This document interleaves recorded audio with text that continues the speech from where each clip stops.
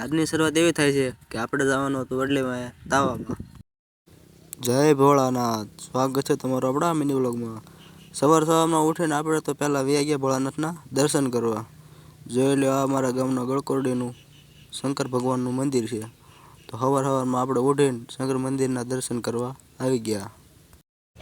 ભોળાનાથના દર્શન કરી લીધા આપણે, કાળભૈરવ દાદાના દર્શન. પછી તો આપણે ભોળાનાથના દર્શન કરીને ઘર બાજુ નીકળી ગયા. ઘર પાસે આવીને જોયું તો કાકા ગાડી લઈને બેઠા હતા. મેં કીધું કાકાને શું થયું? તો કાકા કહે કે સવારમાં ગાડીને નવાઈ ગયું જાજુ તો શરદી થઈ ગઈ છે.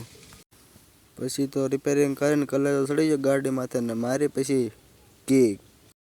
નહીં નહીં નહીં કોક ચડાવે ને ઉતાર નખાય ચડાવવાનું અત્યારમાં ભાઈ પાણી એવું ફુવારું મેળું તાવ આવી ગયું. ફાઇનલીમાં આપણે આવી ગયા બાબરાવાળા વડલીમાં, કેમ કે આજે આપણા કાકાનો તાવો હતો એટલે આપણે વડલીમાં પોગી ગયા છીએ. તો ચલો આપણે વડલીમાના દર્શન કરીએ.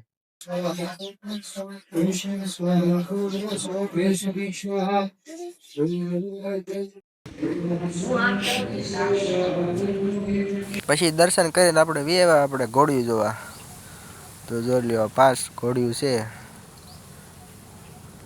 અને આ જોઈ લો આપણો વડલીમાનું લોકેશન જોઈ લો. 20 તારીખે માંડવો છે તો બધું અહીં કામ છે. અને પછી તો આપણે વ્યવા રહોડે. તો જોઈ લો, અહીંયા હાર્દિકભાઈ છે અને આ ક્રિશભાઈ છે. લગ્ન પ્રસંગ કે કોઈ પણ કામમાં કોન્ટેક લેવામાં આવે છે તો હાર્દિકભાઈને કોન્ટેક કરો. આ છે આપલખનો નીતિઓ. અને આ જો આપણો રસોડા વિભાગ, શાકભાજી બધું સુધારાઈ ગયું છે જોઈ લો. અને પછી ફાઇનલીમાં આપણે આવી ગયા વાડીએ. જો આ છે આપણી વાડી, જોઈ લો બધી મોલાટ લેવાઈ ગઈ છે. તો આજનો વિડીયો આપણે અહીંયા પૂરો થાય છે. ફરી મળશું નવા બ્લોગમાં. રામ રામ ને સીતારામ.